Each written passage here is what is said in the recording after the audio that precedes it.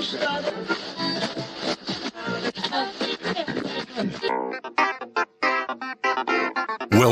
to the John Freakin' Muir Pod. Lace up those boots and sling on the pack for a romp through trails, short and long. With your host and Renaissance man, Doc. It's time to embrace the suck.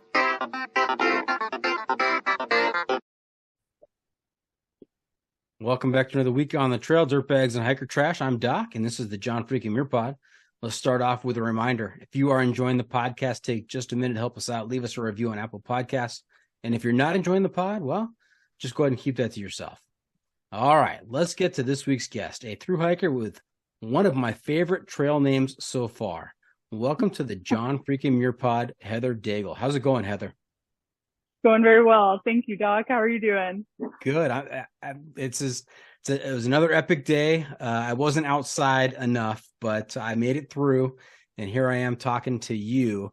And let's get right to it, because I mentioned in the intro, one of the best trail names ever. What is your trail name, Heather? My trail name is Egg. Egg. And it is also my nickname.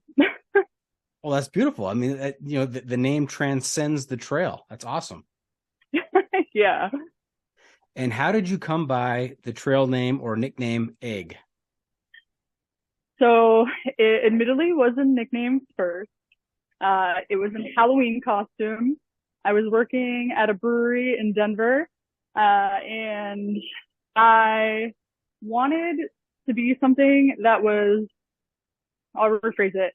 I asked myself, like, what is the least sexy thing you could be for Halloween? Like, I'm working at a bar, it's going to be busy. And I was like, an egg. And so it was this like 360 cage thing that I built and wrapped in felt. I just fit through a door. And yeah, I was an egg for Halloween. I had little armholes. My arms were up like this, like pouring beer, Halloween night. My coworker definitely did not enjoy it. I took up the whole tap. But then, yeah, it just kind of became a persona from there. And then it moved over to the trail. Some people had tried to give me some other trail names that I didn't really like the nature of them. And I had pitched it to somebody I'd met on the Arizona Trail the first time I tried to hike it. And he was like, yeah, Egg sounds great. I still didn't latch onto it. And then when I went over the Appalachian Trail, I don't know. I just brought it with me. I liked it. Now, with that costume, and you're working in a brewery, and your hands are hanging out of these holes. If you're not watching on YouTube, she did a great example of where her hands would be. How that had to impede your ability as a server. Oh yeah, totally. Yeah, it was great. And it was like pretty uncomfortable too. And I will say, the night before, I didn't have time to make the holes to the arms. I was going to like a kind of like a house party thing where there were bands and I don't know, the whole shebang. And so anything I needed done had to be done for me, because I only had a hole for my face. Yeah. Nice. Yeah, it was a great costume. Pull your face out and then put your arm through there, and that could have been a whole disaster. But I like that term, the whole shebang. The whole shebang. That might be the title of this episode. I'm always on the lookout for a good title during the episode. The whole shebang. Now we have a contender. On this podcast, we mostly talk about stories on the trail, but working in a brewery, you got to have some good stories from working at a brewery, I have to imagine. Yes, it was a really fun place to work. Yeah, I no longer work there, but yes, we had fun there. Yeah, I think my second career, I think I'm going to work at a brewery. I think that's a perfect fit. Heck yeah. Yeah, I mean, usually it's, great people come in, you have great coworkers, and it's not open as late as other bars, which is also a plus. Also a plus. All right. Hey, Egg, have you had a chance to listen to the podcast before? Yes, I have, many times. Many times. Oh, okay. Yeah, thank you. Yeah. Have you listened to it while you're on trail? Yeah, that's actually how I started listening to it. I think it was, I can't remember who it was that was on the show, but it was somebody I knew. And so I was excited to hear their episode, and then I downloaded a handful of episodes, and more than a handful, probably. Yeah. Well, that is nice to hear. Sometimes, I talk to my guests here and I publish the episodes. Occasionally, I'll get some feedback on Instagram or on, via email from the website. But sometimes I wonder if I'm just talking to myself here or we're just talking to each other. And if anybody's actually listening, it really tickles me to know that somebody is out there on the trail listening to my podcast. That just, I know Barney, Scout Man, his dream was to be able to walk through an airport and have somebody see somebody reading his book. And so it's kind of a thrill of mine to hear that people are out there actually listening to it while on the trail. That's what it's meant to be. Awesome. Yep, I was. Okay. Do you have a favorite guest or a favorite episode? I don't know if it would be fair. Okay. All right. One. Okay. Good point. Good point. Hey, I only ask about if you've listened before because I want to make sure that you're aware of a segment towards the end called the Pro Tip Insight of the Week. That's where I'll turn to you and ask you to share some trail wisdom with our listeners. So don't be surprised when we get there. All right. I'll be thinking about it. Okay. The Must Bring Gear Review. Hey, Egg, another feature we've been doing this season is the Must Bring Gear Review, sponsored by the ultralight backpacking gear company 6 Moon Designs. I really like saying, hey, Egg. I mean, that's a great trail name in case of emergency. It's monosyllabic. And so it's really short, get your attention, get you out of danger in a flash. And it's just fun to say. But back to the Must Bring Gear Review. If you were to let a stranger pack your bag with pretty much generic gear for a multi-day hike, what is the one specific piece of gear you would insist on being packed? And if you got a specific piece of, if you got a particular brand for that specific piece of gear, even better. So, Egg, what is your must-bring piece of gear out there? I've honestly been thinking about this. And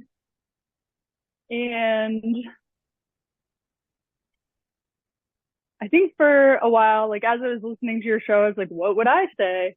For a while, I was going to say probably my quilt. Like I really like my quilt, but I think it has evolved to, I think it's Leuco tape.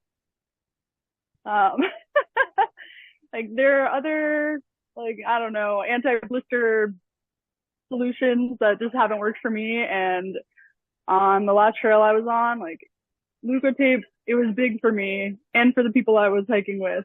So it's probably that. Okay. Now, Leuco tape, I mean, with athletes, you see them put them all over different parts of their body, depending on their sport they're doing and maybe what's tender or sore, or what needs additional support. You see it on calves, thighs, arms. Are you primarily talking about Leuco tape for your feet?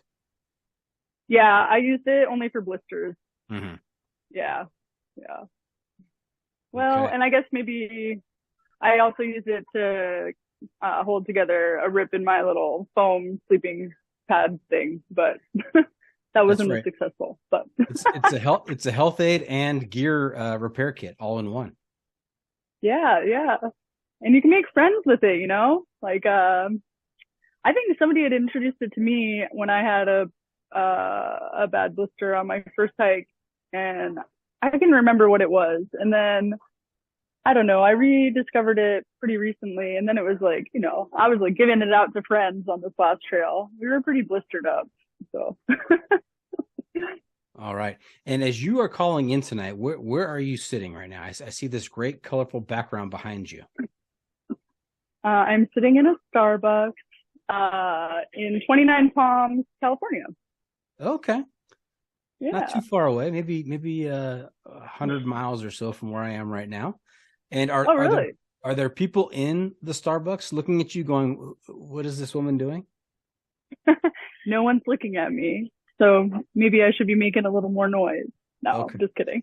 Yeah, no one's looking at me. It's pretty quiet in here, which is good. Okay. What time do they close? 9:00. The lobby closes. Drive-through is 9:30.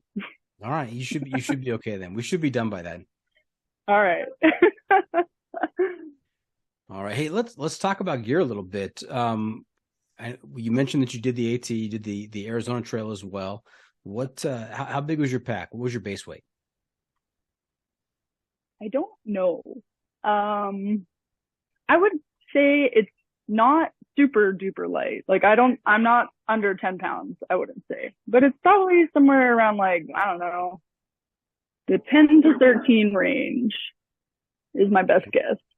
All right. I think there's a few different types of hikers. There's hikers that know exactly to the ounce what their base weight is because they're trying to shave as much weight as possible. And they wear it as a badge of honor, right? They want to tell you that, hey, my base weight was 6.5 pounds. You have other hikers who say, I'm not sure how much it is. And is that kind of like the ignorance is bliss kind of philosophy that I'm not going to worry about it too much? I think it's like, I think I still watch ounces and I'm always trying to lighten up pieces of gear. But I think in total, like, yeah, I just don't fully know. I think there's some gray area pieces too. I'm like, what counts as my base weight and what, I don't know. I can't say that I don't care entirely. Like I will weigh my pack, before I go, or I have weighed my pack before I go, or if you get somewhere where they have the option, like they have a scale in the hospital, it's like I step on it and then I step on it with my pack. Like I want to know, but I don't, I guess I don't know it to a T. Yeah. And then there's a third type of hiker who is typically an ex-professional athlete or ex-military, first-time long trail hiker who wears it as a badge of honor the other direction. I've got a 60-pound pack and I am prepared for anything. And I've got at least 2 of everything in case the first one fails. Probably a good person to hike around. Yeah, you pick up some spare gear, right? After that, after the first couple of nights when they start leaving stuff behind. Yeah. Yeah. I don't know. I figure it's like, for me, it's like I want my pack to be as light as makes sense for me. I think that's more from like an injury standpoint and like trying to push myself in terms of how far I can go in a day. I'm not particularly fast, I guess, but it's like, I don't know if I'm going to lug it around. I'd like for it to be kind of light, but at the same time, I've hiked with people who are, they have twice as much stuff as me and they're probably twice as fast. So, I mean, whatever's comfortable, I don't know. Right. And what brand bag do you carry? What's your pack?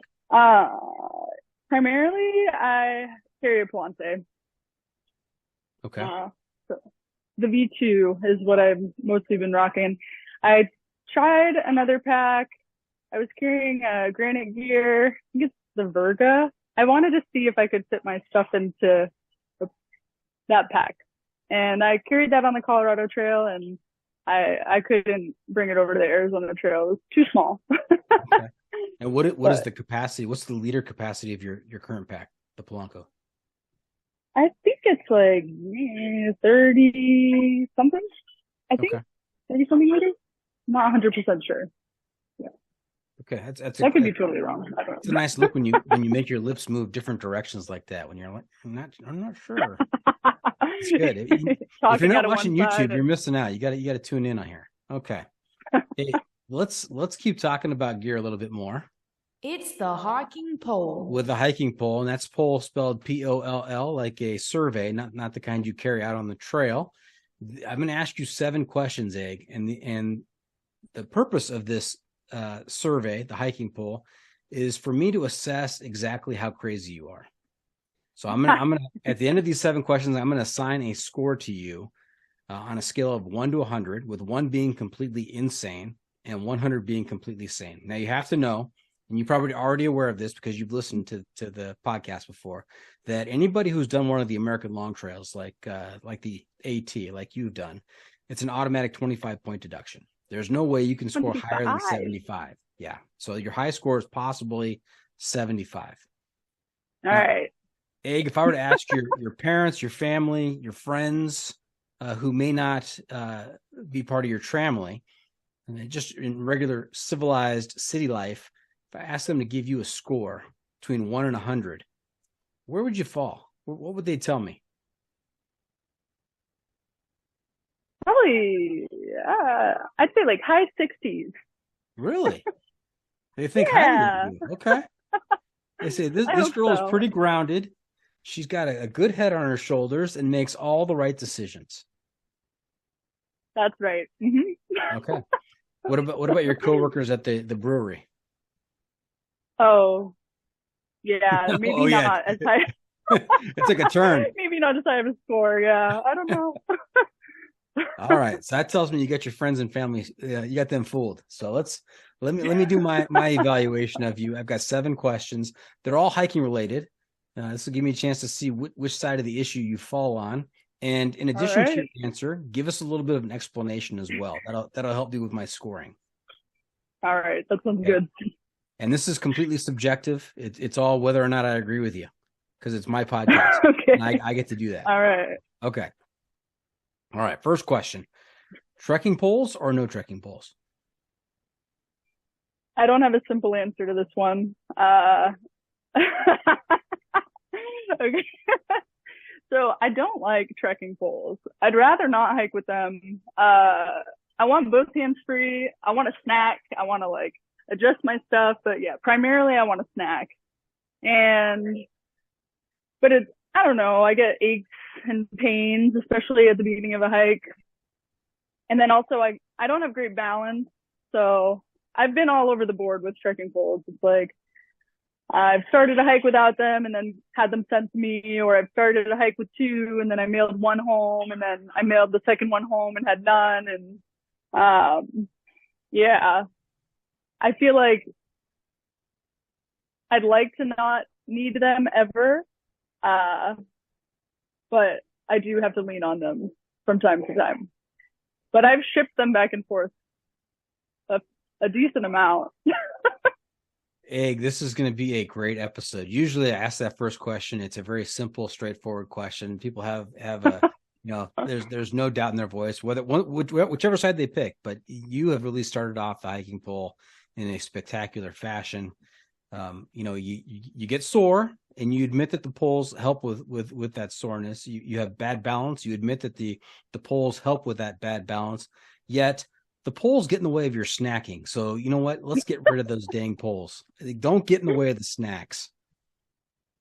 I also think that, I don't know, we were out the other day and I was using 1 pole and I think I'm slower with the poles. Like, I think my brain has to think of this like third leg and where I'm going to put it. Like, I don't know. Yeah, I think it slows me down, but it probably helps preserve my legs.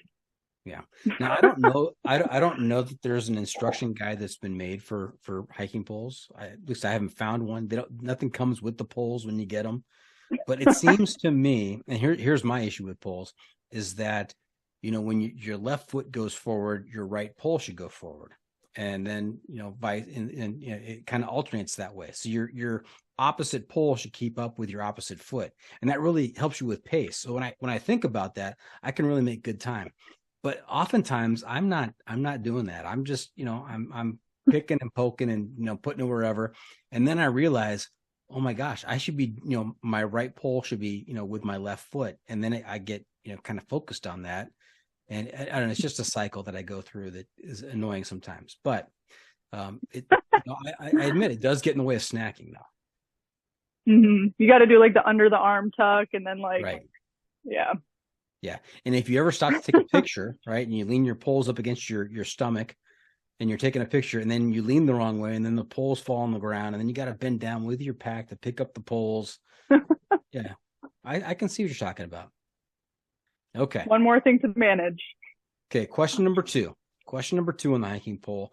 We talked about blisters and leukotape earlier. Let's talk about what's on your feet. Do you wear boots or trail runners?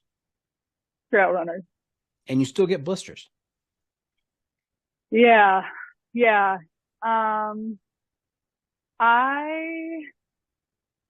don't know. I've gone through it with my feet. Like, I think they're just misshapen or something.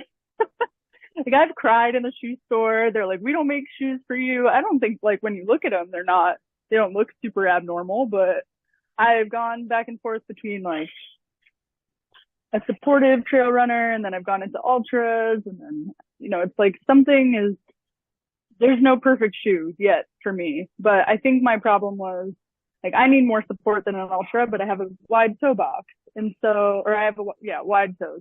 I'd like a wide toe box. And I think something about that zero drop, like I get blisters on the bottom of my foot. Like if this is my foot, I get them like right here. And these are my toes right here. Got it. So, So on the bottoms of your toes, you're getting the blisters. yeah. I had a absolutely disgusting blister this fall. Like, I don't know. And I think it's from the zero drop. Although the last time I wore them on the Appalachian Trail, and I didn't have problems with blisters. I don't know if it was like the sand of the desert or what it was, but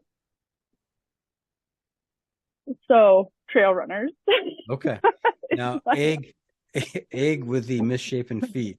That when you look at them, they don't look weird, but you know they're misshapen in some way. And you've had many blisters. What is your approach with bad blisters? Do you pop them? Do you not pop them? What is the correct approach? the correct approach. All right. Or what is your approach? It doesn't have to be correct. Like, what is your approach? I like this authority I have. So we'll stick with the correct approach. No. I pop them. Like I see what they do for maybe a day or two, but as soon as they start getting too uncomfortable, like I drain them for sure. Especially the one that was on the bottom of my foot. That thing, I couldn't be walking with that. Yeah. Now, have you ever had the experience of walking and you can feel the blister forming, right? And you got to keep on going. You're in the middle of the day. You keep going, and by the afternoon, I was sure on the High Sierra Trail that I had a blister on my foot that it had to be humongous. It had to I was going to take off my shoe later that day, take off my sock, and like half of my foot was going to be just this blister. And when it happened, I took off the shoe, I took off the sock. It was this itty bitty thing, right? This small blister. Have you ever had the experience where you've pulled off the sock and you're like, oh, holy cow, look at that. That is just huge. Yeah. This same blister just comes to mind. It's like this one terrible blister. Well, actually I had one on each foot, but at different times. But yeah, I guess so. I've been like, oh shoot, like this is now something to manage. Yeah. Okay. Question number 3. When it comes to your shelter out there, do you have a tent? You go with tarp, hammock, bivvy, or hey, let's just cowboy camp? I have a tent. I have the Z-Pack, the Plexman, I think. Yeah, cowboy camping, I almost hate to say it, but it's like, I like to be in the tent, I'll do it. I'll cowboy camp more when other people are around. But I definitely have that little false sense of security. I'm like, it's me and my little thin sheet of whatever. And yeah. And I kind of explode. So it's like my stuff just kind of ends up in all these little piles, and it's like a container for my mess. An explosion inside the tent. Got it. Mm-hmm. Now, you mentioned earlier the answer to this next question. I'm going to ask it anyway. Sleeping bag or quilt? I use a quilt.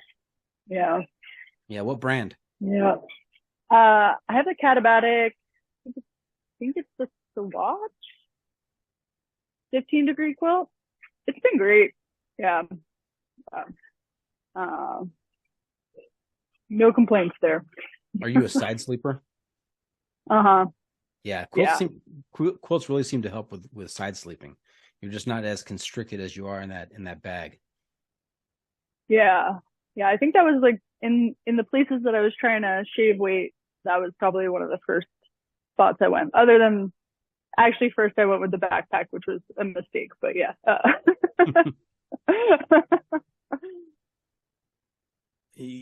Say that again. You went without a backpack?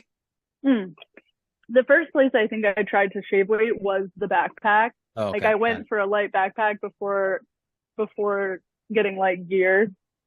So then I just had a bunch of heavy stuff in a backpack not meant to carry it.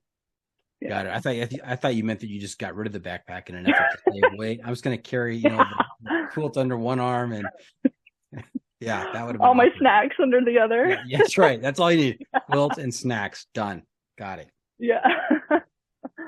All right. Hey, speaking of snacks, when it comes to food out there, question number 5, do you use a stove, cold soak, or go stoveless? I again don't have a one answer for this.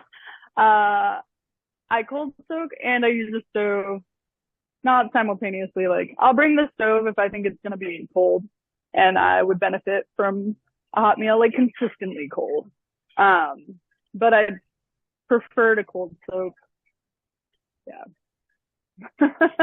And if there's not gonna be, if fuel is gonna be a pain to come by, I'll cold soak too. Got it. The sound of my pen, that's the sound of points being taken away. I figured. Okay. Like, cold soak. All right. Question 6, is life better above or below the tree line? Again. I see a trend. Yeah, indecisive. I would say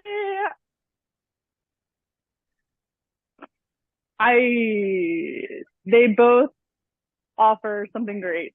I mean, I love being above tree line when it's beautiful and sunny, and I like being in the trees as well. But I don't like being above tree line when it's like me and then the clouds forming and having that bit of fear, kind of a weenie when it comes to that.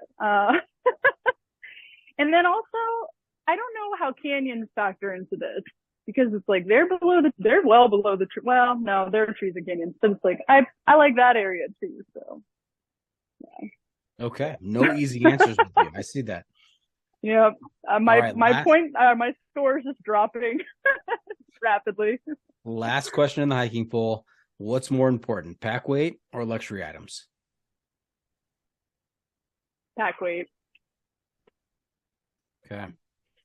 All right. Well, Egg, I've got to put your answers through the John Freaking Mearpod algorithm here. It might break it. I don't know. This is a very complex set of data.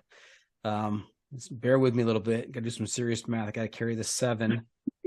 Got to divide by pi and multiply that by √3, and we're going to adjust for the wind speed and temperature at the top of McAfee Knob, and I come up with a score of 37. 37. Oh, that's the lowest score I've ever heard on this podcast, I think. You really setting the mark here. Very good. Congratulations. Thank you. Yeah, at least I'm not right in the middle, you know. Well, you know what? Yeah, your answers were kind of, one way or the other, a lot of, kind of waffling, but this is decidedly on the southern end of 50. So. Huh. All right. Anyone come to mind that had an even lower score? I'm just kind of wondering who my people are out there. Well, Jeff Garmeyer was in the 30s, so you're in good company. Wow. All right. You and Legend. Egg and Legend. There you go. Hey, Legend. All right. Hey, Egg, before we get too far down the trail, let's back up a little bit. We'd love to hear about where you grew up. What kinds of sports and hobbies were you involved in as a kid? And how did you get involved in the thru hiking cult? Yeah. Excuse me. I grew up in Acton, Massachusetts. So central-ish Mass. And as a kid,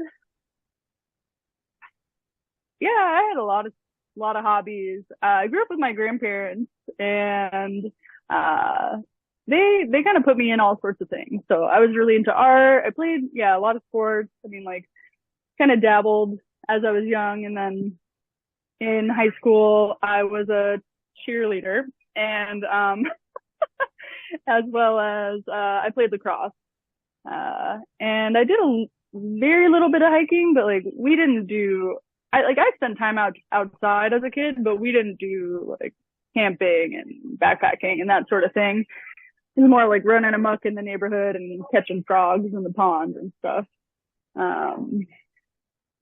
Yeah. And then I got into backpacking. I went to school at University of Vermont, and they have this program called Trek, and it's like before orientation, you can go out for a week. And it was like backpacking, kayaking, rock climbing. I don't know. They offered all these different things. And my grandmother was like, you should do this. And I was like, no, I'm not interested. Like, She was like, no, this really sounds like a good opportunity. I'm not sure what her intentions were. Like if it was just like, this could be great for you, or if she's like, get her out of there. Yeah. But I loved it. I think it was on a stretch of the Long Trail. And I'd never, I mean, maybe I'd heard of the Appalachian Trail, but I didn't really fully understand that people walk these long distances. And so it was 6 days on the Long Trail. I don't know how many miles we covered. I'd be surprised if we covered 30 miles, maybe. And then at that point, I was like, I'm going to come back and hike the Long Trail. But then I had no interest in anything longer than that. I was like, people who hike the Appalachian Trail, like, I don't understand that. But then when I was on the Long Trail, I finally did do it, like, I don't know, almost 10 years later. And then meeting people on the Appalachian Trail, I was like, okay, maybe I see why people do this. And I kind of just snowballed from there. Now, I have a couple of follow-up questions for you, Egg. It's a lot of information right there. First, I want to go back to your high school experience, cheer and lacrosse. I was a high school educator, high school principal, so I know that they're not mutually exclusive. But I think that in a lot of people's minds, cheer and lacrosse sound like that isn't the same set of kids. Yeah. Well, yeah, I don't have one answer for anything, I guess. That's right. I like to think that our cheerleading squad, we were kind of like this band of misfits. Like we weren't your typical, like, I don't know, like what you would see in the movies. We were all a little weird. Yeah. I'm reminded of Freaks and Geeks, right? You're talking about Band of Misfits. Oh. That was a show about high school life back. It was actually filmed at the high school where I was principal. Really? Yeah, really. Yeah. Wow, that's a great claim to fame. Yeah. So I mean, if they're filming the Misfits at your high school, chronicling your experience as a cheerleader and a lacrosse player, which actress would be playing you? Oh, this exposes one of my my shortcomings. I don't know actresses and actors' names at all. Like I know who Leonardo DiCaprio is because I had a crush on him in elementary school, and that's like pretty much it. It's not a lot of TVs out there on the trail, huh? Yeah, well, I mean, it's not. I do watch it, just my memory doesn't hold on to that for some reason. Got it. Yeah. Okay, we'll stay away from actors and actresses for the rest of the podcast. I don't want to. Thank you so much. I don't want to make you feel uncomfortable. Okay. Yeah. I also am intrigued, though, that you did this stretch of the Long Trail in college, and then you said you're gonna do this someday, and it took you 10 years. What were the barriers between that first experience and you finally doing it, or what did it have to kind of sit in your mind for a bit, or did you have other things you had to attend to? Yeah. Well, I said that I was going to do it at the beginning of college, and so all that time passed. Mm-hmm. I was involved in the outing club a little bit, especially at the start, but I could have been more active in it. I think I got a little distracted by other college things, and then I don't know. I was trying to pay off student loans. I was kind of like, I moved back home for a year. I moved back to Vermont for a year. I moved back home again.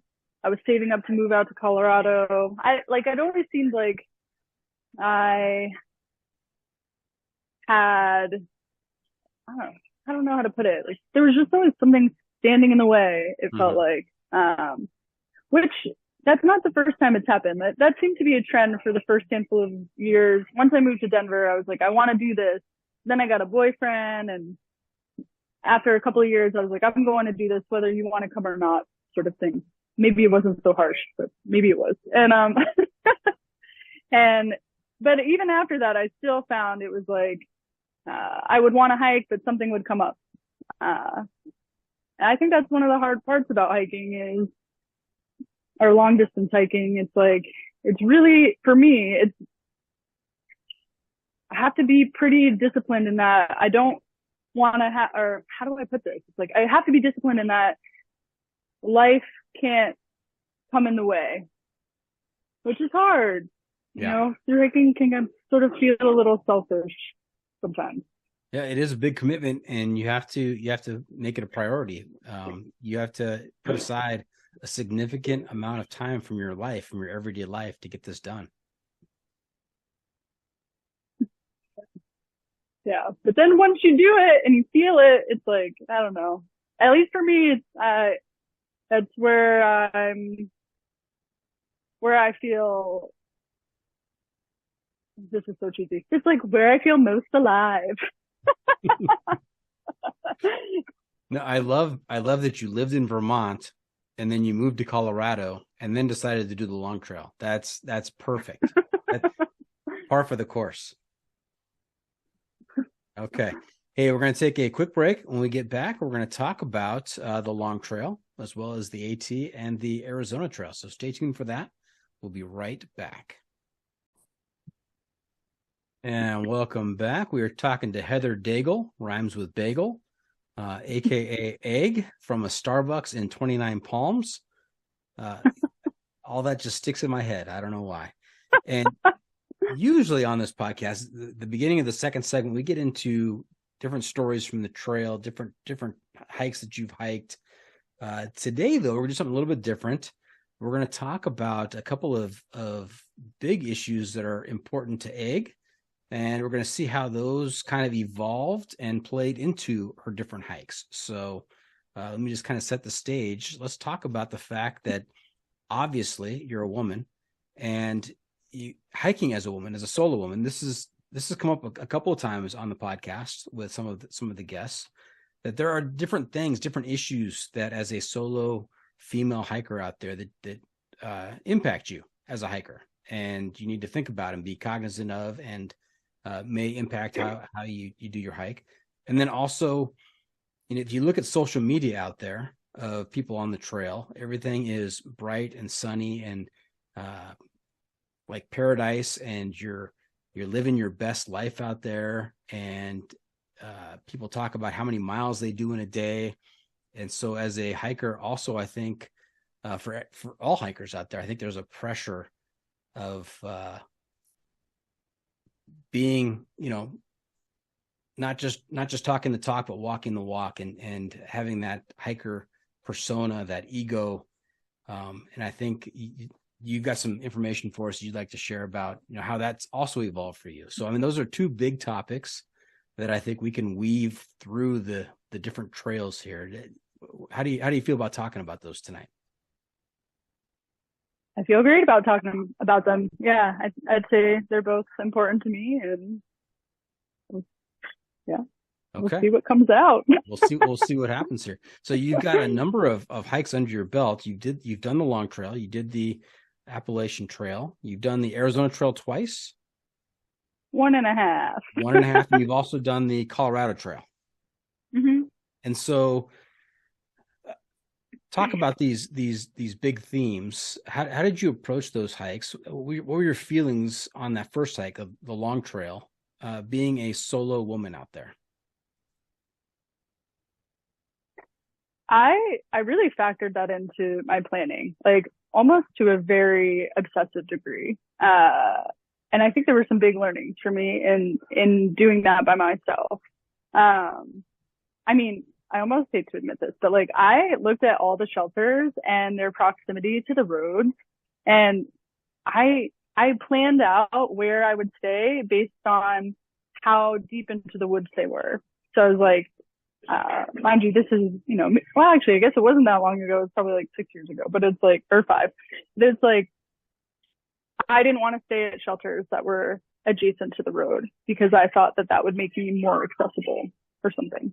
And I think I had all of these ideas about what it would be like to be alone, and I was pretty scared to go out there. But I think as I got going, well, it's like I did meet people, and I think I got like a whiff of the groove of through hiking, where it's like you can't plan, or I can't plan every single day out like that, even though that's a relatively short hike compared to some of the longer ones. But yeah.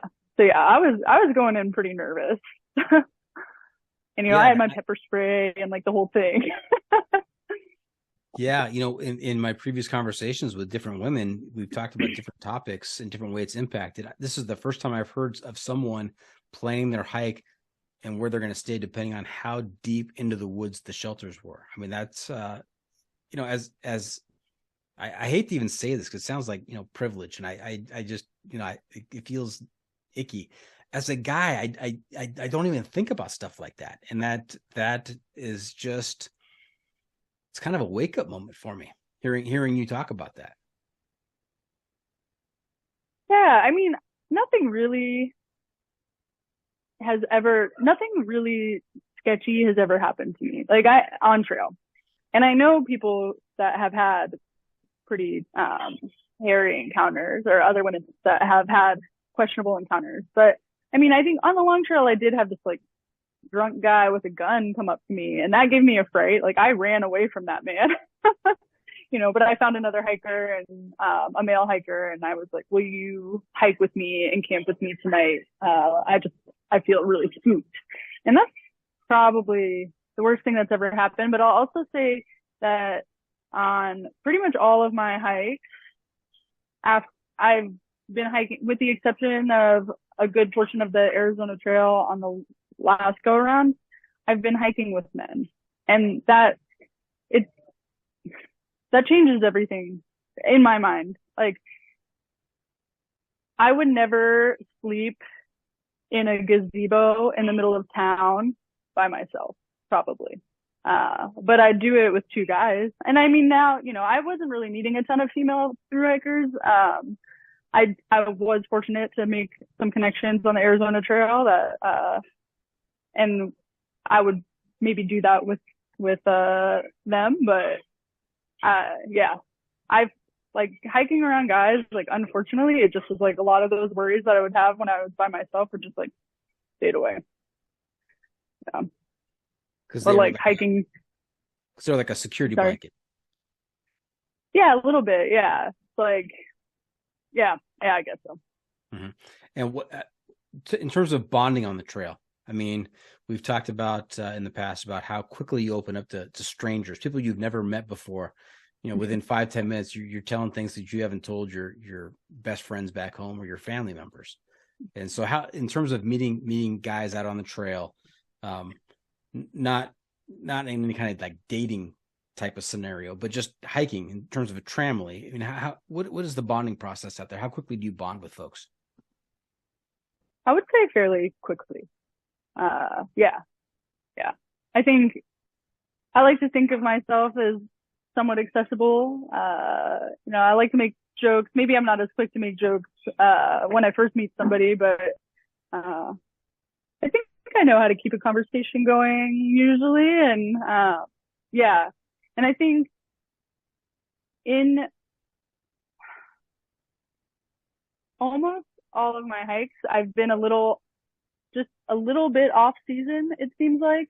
And so the absence of people has made it so that the people that I do meet, like, we're so stoked to see each other, and then we start gabbing.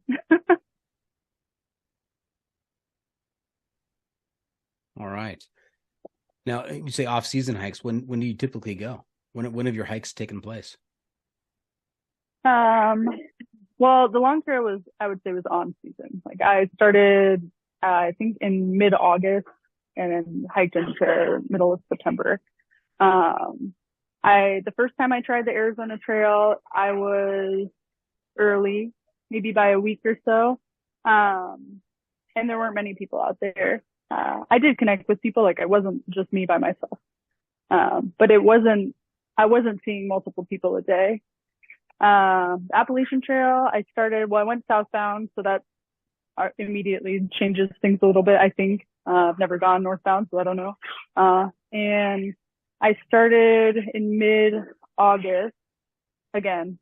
And so, yeah, it was like, I was just hiking at the tramway I had was kind of in flux. Like, we weren't together all of the time, but we were generally going the same place, or same pace and the same place. And yeah, but it wasn't like, I did get along with them great, but it wasn't as if like I didn't get along with them. There would be other people going at a similar pace. Like there was just, we had shelters to ourselves and the whole shebang. So that was very nice. And then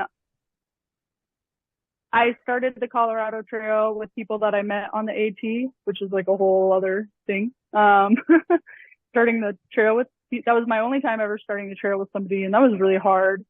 Still love them, but, and then I went over to the Arizona Trail. I was going to go with, somebody that I was hiking on the Colorado Trail with, but it didn't work out that way. And so I started that alone, and I saw a couple of people, but they weren't out for the whole thing. Or, then I started talking to people in town, and they're like, yeah, you're way early. And like, thankfully I met a gal named Fiddle at the Grand Canyon, and like I had to ask the ranger. I was like, is anyone ahead of me? Has anyone come through? And he was like, no. I was like, oh my god. Like I was really mentally preparing to be by myself. But there was Fiddle, and then there was another woman by the trail name of Sweetie. We hiked a good bit of that trail together. But I lost my train of thought. I don't even know what we were talking about at this point. I was waiting to see where this was going to go. That was awesome. Blah, blah, blah. Yep. Well, Egg, let me ask you this. When you started the long trail 6 years ago, 5 years ago, and you had this fear, you're planning, looking where the shelters are and how far away they are from the road. How has that changed, or what advice would you give to a female hiker who's getting ready to start out on her very first long through hike? What advice would you give her in this area of hiking solo as a woman? That's a great question. I guess I would preface it by saying, do what makes you feel comfortable. Like whatever gets you out there is great. If that's like color coding which shelters seem the safest, not that anyone does that. And then, go from there. It's like, you'll learn about what feels safe to you, and then it'll all just kind of come together, I think. I don't know, that's not great advice, but whatever makes you feel comfortable, but like you've got to be on the threshold a little bit of discomfort. I mean, that's half of hiking, I think, is like learning to live with the discomfort. And as a solo woman, like that's going to be there too.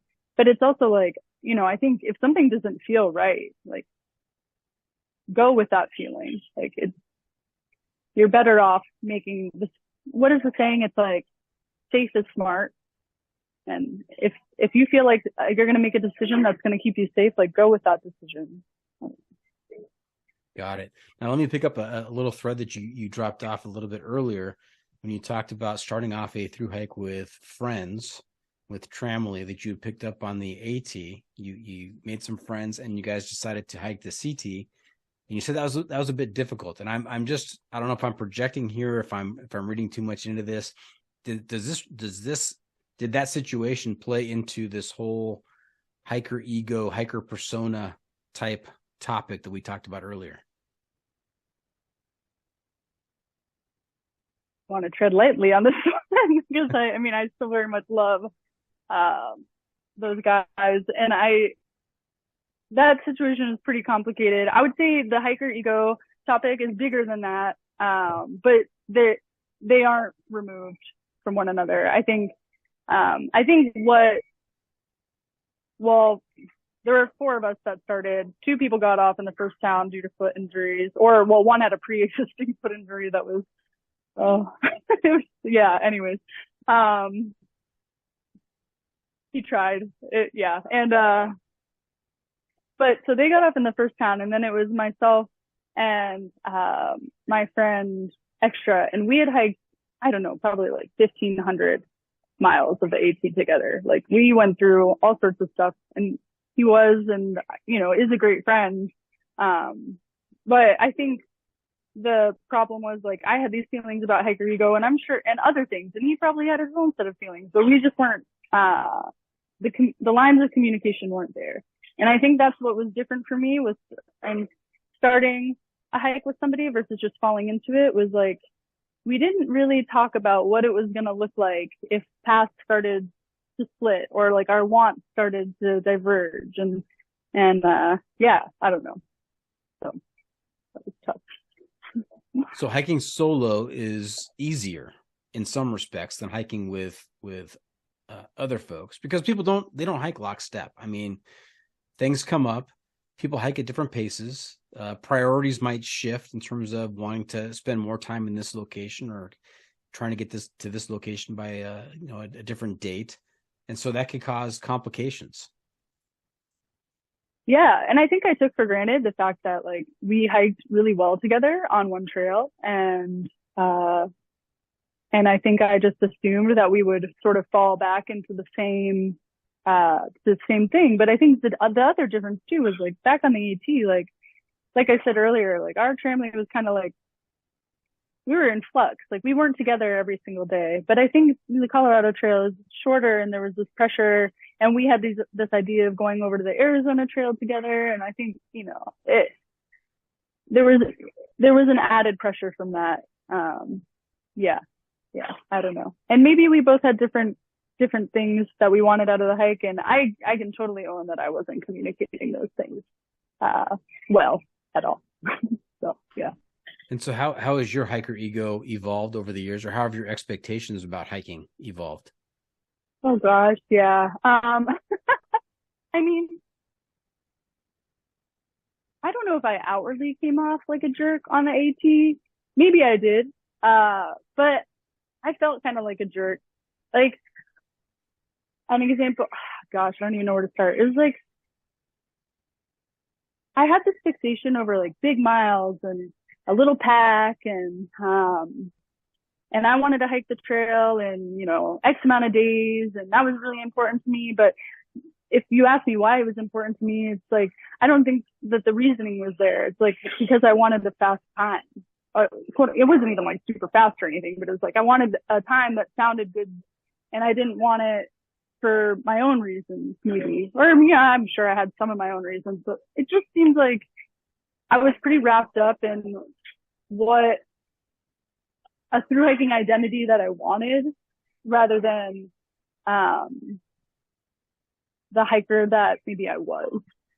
And that definitely showed itself on the Colorado Trail. Like, my friend came onto the trail injured, and I said, like, I don't care if we hike 15 miles a day, but as soon as I got out there, I was like, my brain was already like, I want to be hiking bigger miles. And it's like, for what? Like, I don't know. And I think another big thing that comes up for me around that is social media. And it's like, what am I putting out there, and why am I putting it out there? And it's like, I'm hashtagging things, and I am like seeking this attention for what? And it's not to say that other people who do that are doing it for the wrong reason or what have you. It's all personal. I think for me, I just started to feel like, and maybe this is just a part of the process, but like, it didn't feel like I was doing those things for me. And I slowly started to see, how do I put this? There are a few hikers that I talked to that kind of gave me a little glimpse of this like alternate hiking mindset over like just being fast and being light. I think there was somebody I met on the Arizona Trail the first time around that like really exposed me to this maybe, alternative idea around hiking. And he had all these amazing sayings. And, one of them was like, the bubble steers itself, which I just love. It's like, and yeah. And then, gosh, sorry, now I'm thinking about him. But it's, I don't know, stuff like, maybe this is a little sidestep, but it was like, people pick up your pack like they'll like pick it up and they'll be like, "Ooh, that's heavy," and it's like, get away from my pack. Like, don't feel my pack. But then you're like self-conscious about it. I don't know. I'm getting a little scattered here, but I think it's like through hiking started to become almost sacred for me. And it was like when people would ask me like, where did you, when did you start? I would just say, I'd give like a general thing, because it's like, I had felt what it felt like to feel self-conscious, or like I wasn't doing good enough on the trail. It's like, compared to what? And, I started to see, with the help of some friends, like, it didn't matter how light my pack was. And it didn't matter when I started. It's like, if I want to hike whatever miles, like, that shouldn't be for anybody but me. This is for me personally. I know there's like a world of FKTs and all this other stuff, but this is just for me. And I think that helped me in beyond through hiking. It's like, who am I doing this for? And like, what is my reasoning behind this? Like, sometimes it does come down to like, yeah, I want to finish this trail in X amount of days because I want to do it on this budget, or I want to be home for this thing. And, or I don't know. But I think there's a lot of ego out there, and I'm not innocent in that at all. But I think, if we start to look at our ego and how it's showing up, then there's a lot of learning in that too. Like, that's really where I learned a lot about myself, and I continue to learn a lot about myself. Yeah, sounds a lot like judgment, right? Don't judge me. People are judgy out there. You throw out start dates and end dates and your biggest mile day and what you're posting on social media. You're aware of the eyes that are on you, looking at you and forming an opinion about you, and that in turn that inhibits the total experience for you. And so I think that's what you're saying. Yeah, I think so too. I mean, it's like, maybe it took time for me to learn this, but it's like, what a gift it is to just be walking. Like, how nice that is. Like, you just wake up with the sun, or whenever you want to wake up, walk all day. You're eating snacks with both hands, hopefully.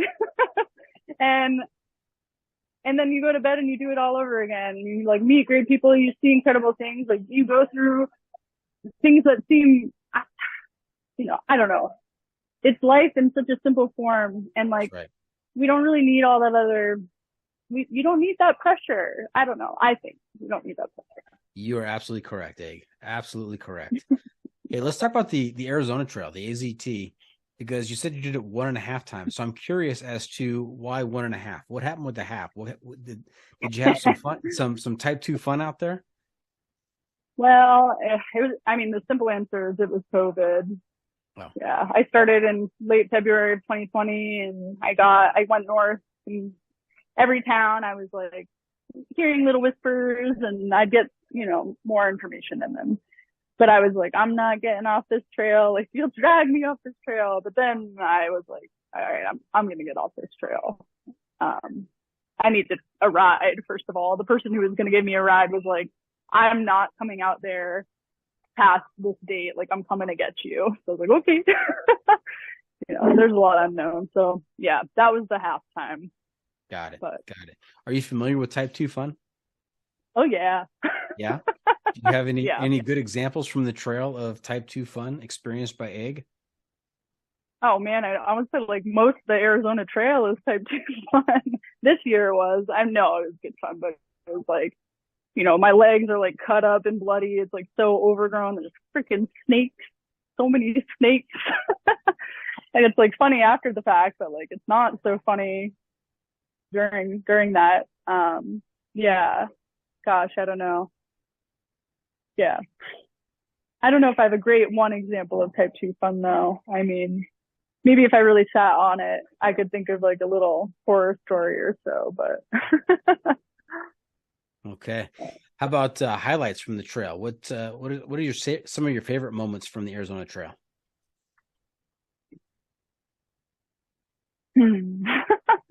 Gosh, there are so many.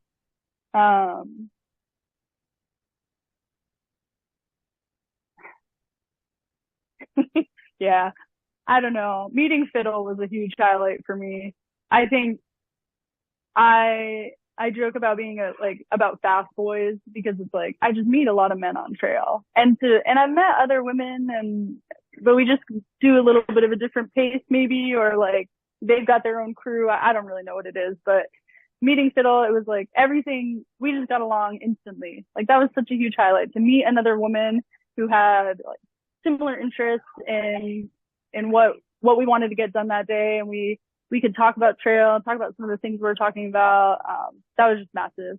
I met other great people out there too, but that was big for me, having another woman to share that with. And I mean, Arizona's just so special. Like I just went back. I actually like I loved it so much that I had like a little bit of time off before work starts, and like we went back, we hiked into Superstitions, my partner and I, and we like ran around, and it was just so beautiful. Yeah. Oh, I don't know. Hey, did I ask you what you do to pay the bills? How you finance your adventures? I don't think I asked you. What do you do to pay the bills? I work at Outward Bound as an instructor. Okay. So the Colorado Outward Bound School. So the key for me is to have very minimal bills. I keep the bills low so the income can also be lower. Yeah. Got it. Now, what was your major in college? Art education. Okay. Yeah, so I wanted to be an art teacher. And does that tie into anything you're doing right now? I think so. Yeah, the experiential ed portion of it. Yeah, I would say so. I think the background in education helps. And do you see yourself ever becoming an art teacher eventually? Not at the moment. I really like working for Outward Bound. It's given me, I've connected with a community that I just feel really grateful for. It gives me a sense of purpose, and I like the work that we do. I mean, I love getting to share these opportunities, like what has happened outside for me and the ways that I've grown. If I can facilitate that for somebody else, even in like, or just even like witness it, just a little sliver of it, that's funny for me. That's like chef's kiss. Okay. And how has through hiking, how has that impacted your relationships?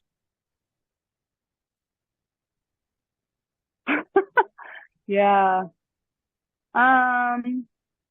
I mean, I think coupling it with being an Outward Bound instructor has made it, I feel somewhat inaccessible to people who are close to me. It's like when I'm working, it's like I'll be in the field for, maybe 2 to 4 weeks at a time. And during that time, it's like, there's no contact. Maybe like I could get a letter, but like I'm out and I'm at work 24 hours a day, 7 days a week.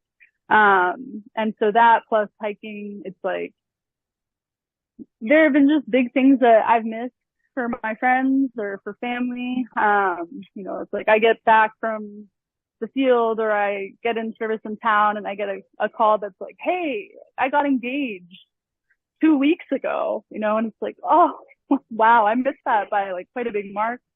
Yeah, some other pretty significant things where it's like, I had to make a hard choice between, on the Arizona Trail. I had to make a really hard choice. Like my best friend's dad, who I was like, he's like surrogate dad. I mean, I have a lovely dad, but like he was a very important figure in my life. And, he had been sick for quite a while. Like he was sick when I was on the Appalachian Trail too. And so it was kind of, I was always in this process of making the decision, like, do I need to get off trail or can I stay on? And, eventually I decided to stay on. And I just had to tell myself, like, he may pass while I'm out here, and I cannot look back on that with guilt because I'm making the best decision I have with the information that I have. Yeah. And I think it's just stuff like that where it's like, maybe I do have a little bit of remorse around how I get to show up for people in my life because this other thing is so important to me. I mean, even now it's like one of my best friends is maybe getting married this September, but I'm over here like planning a trail, and it's like I'm juggling these two things of like, of course I'm going to go to her wedding, of course, and it would totally cancel the hike. It just would. But I have this selfish part of me that's like, are you going to get married next year? But I mean, there will always be things. And I think it just makes me hyper aware of like, it's important to me that when I have the capacity to show up for my friends, that I do it, and I try to find that balance. Like if I only focused on hiking, I don't know if I would be a very good friend, because of how it's coupled with work. Yeah. There's a saying that the trail provides, right? But in this Yeah. instance, I mean, the trail provides a lot for you, but it also deprives you of other things. There is a big trade-off. Yeah, there definitely is. I mean, I think there was a period of time where I had resigned to this. I was like, I'm gonna be alone for the rest of my life. Like all my friends are like coupled up and in love, and like I'm just gonna be alone. And I was okay with that too. I was like envisioning my bookshelf and my, whatever. I had this whole idea. But then I also had like a 5-year plan. I was like, I'm gonna hike this year, and I'm gonna hike this year, and like it's totally contingent and on just me. But then I met somebody, and and that's lovely too. But I think that only works because they also work for Outward Bound, and they also do hike, and so they understand. Yeah, but Is impacting all relationships. Is Egg in love? Yeah. Oh. Yeah. Nice. Yeah, we're on a sweet little Southwest road trip right now, just like living out of the back of the truck, running, doing a lot of running. Yeah. Well, congratulations. Can you see the person you're in love with right now? Yes. They gave me my privacy. He's like at the other end of the Starbucks. Okay. So your computer really wasn't in danger when you went to the bathroom. Someone was keeping an eye on it besides me. Yeah. Yes. Yeah. Okay, good. Yeah. That makes me feel better. I had 2 supports there for that. Good. All right, Egg, you said you had a 5-year plan. What is next? What's next up for Egg? What's the next adventure? Well, I mean, my work is an adventure. So I start work mid-February. I'm working some awesome courses this spring and summer. I'm excited about, I'm like I'm rafting and backpacking around Moab. That's great. But in terms of personal adventure, well, that's a little bit on pause. I was in the process of planning the Hayduke, for the fall. But I'm just kind of waiting to see what material, like we had a kind of short window. My partner, he's got a wedding that he's going to go to in October. His brother's getting married, and then my contract ends in the middle of August, so we were going to try to sneak it in. But if another wedding pops up in September, that's going to squash that, which is okay if you're listening to this. It's okay. But yeah, and then I think on bigger sites, I'd like to hike the PCT next year. Yeah, I'm definitely thinking towards that. Fantastic. Now, if you do the Hayduke, you have to come back on and tell us about it. And when you do the PCT, you have to let me know when you're in the Acton Agua Dulce area, so I can do some trail angeling for you. Oh, heck yeah. We could meet in person? That's right. That'd be great. I would love that. Absolutely. All right. Hey, Egg, you know where we are right now? Am I going to give advice? The pro tip insight of the week. That's right. You are a listener of the podcast, so you know that when I ask that question, what's happening. It is time for you to share some trail wisdom with our listeners to make their next outdoor experience even better. What do you have for them? I guess I have 2. One's a little bit more of a lighthearted one. My first one would be to not give unsolicited advice. But this feels solicited, so I'll give it. My other piece of advice is... Well, hang on. Before you get to the second piece, what happens when you give unsolicited advice? Well, you're probably going to walk away, and then whoever you gave that advice to might be like, poking at you or maybe cursing your name. I don't know. I just feel like, and maybe this is not specific to through hiking, but I just feel like people love giving advice out there. They love it. So I'm sure I've given advice too, but yeah. But my more serious piece of advice would be probably in line with what we were talking about with hiker ego, and just like check in with yourself often. And like, I mean, it's hard to do what you feel is good for you, especially if you have the influence of a family and you want to stay with your friends or what have you. But it's like, just, try to, as this might sound cheesy, but it's like, try to have that growth mindset and just like keep checking in with yourself and be open to the experience.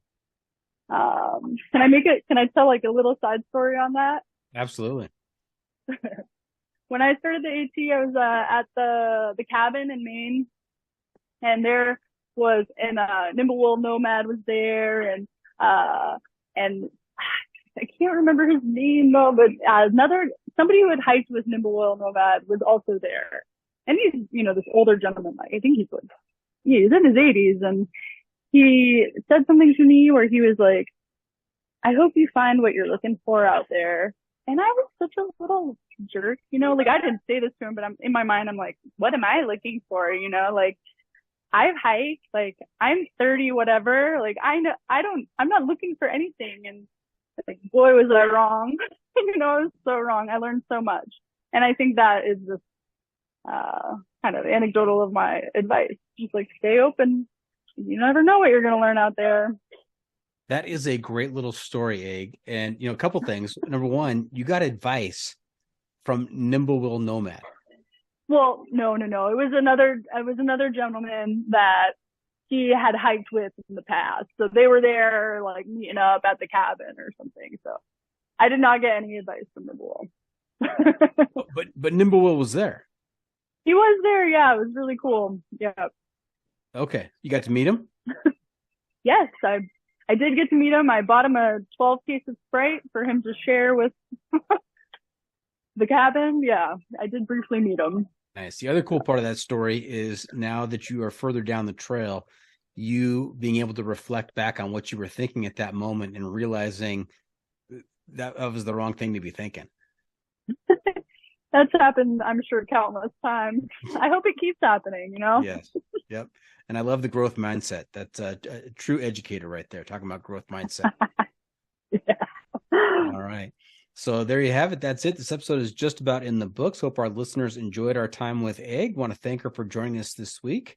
Heather, how can our listeners keep up with you on social media, and where can they find updates on your latest adventures? Probably the only place that you could find me is on Instagram. And I'm a little touch and go with it right now, kind of as per some of the things we previously talked about. But my Instagram handle is Egg is out there. Yeah, that's where you can find me. Okay. Remember to check out the pod on social media as well. We are on Facebook, YouTube, Instagram, Twitter, and TikTok. And if you've got comments or clips you want to share, you can send it to me at johnfreakymuir@gmail.com. The Adventure Media Recommendation. All right, Egg. I'm also looking to you to share a recommendation for a book, a movie, documentary, website, something out there that's going to help our listeners stay connected to the trail in the off season. We call this our Adventure Media Recommendation. Do you have something for us? I know you don't know actresses and actors, but how about Yeah, movie right. titles? Oh gosh, yeah. Let's see. Well, I don't know where you can find this. I don't know where you can find it. But there is a documentary about women hiking the Appalachian Trail. It's called Thru. I believe it's co-produced. One of my friends was a part of it, and I mean, just watching it, I was like tearing up. But her name is Lindsay Taylor Jackson. I don't know if that helps to find it, but I thought it was great. And then, gosh, I don't know. I feel like I'm a little nerdy. I do read a lot of through hiking books. I don't know if I could recommend just one, but I really like the Barefoot Sisters book. I think it was, one of them was just called like the Barefoot Sisters or something, and then the other one was called Walking Home. And are you familiar with these I have not heard of either one of those. So it's these sisters that I think they yo-yoed the AT. I don't know. Maybe this was in the 90s, but they did it like barefoot. And I don't know. I really got drawn into their story. I thought it was good, but yeah. And like, whoa, that's wild. Egg, we've come full circle. We've gone from misshapen feet to barefoot hikes of the AT, yo-yo even. So can't imagine what those feet look like. Yeah, you'll never catch me barefoot out there. Probably not even around camp. What have we not asked you? All right. And before we wrap things up tonight, just one more segment for you called What Have I Not Asked You That You're Dying to Tell Us About? What did we miss today?